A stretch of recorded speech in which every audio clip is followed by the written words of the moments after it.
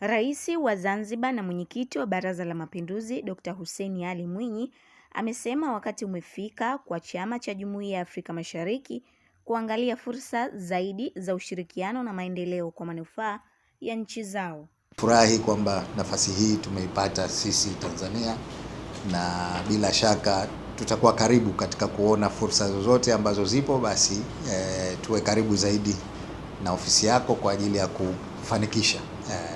Wakati tunajipanga nchi wanachama kurudi tena, ukiacha kwenye masuala yetu haya ya kawaida ya integration, lakini kulikuwa kuna miradi ya pamoja ambayo pengine wakati umefika kuangalia fursa especially kwetu sisi hapa Zanzibar kwa miradi ile ambayo tulizungumza wakati ule.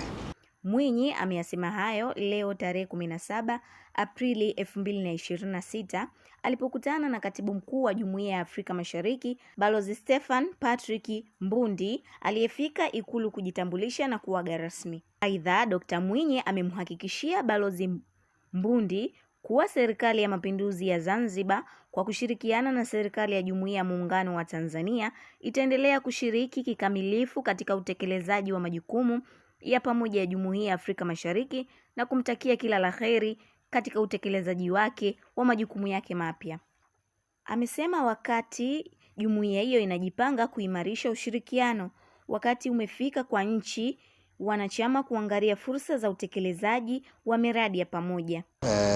Nikutakie majukumu mema, na kama nilivyosema, kukiwa kuna haja ya mawasiliano wakati wowote tutakuwa tayari kufanya mawasiliano nanyi ili tuweze kutimiza yale ambayo tunayakusudia.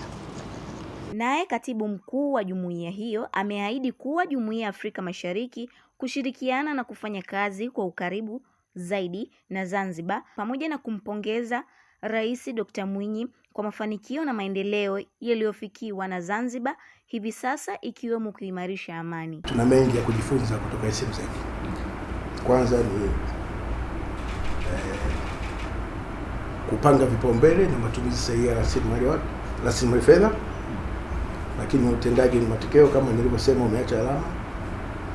Na jambo la tatu ambalo ni key, majadiliano na kukaa mezani, mnafikia mnapata makubwa. Kwa hiyo amani na utulivu ni chachu ya maendeleo.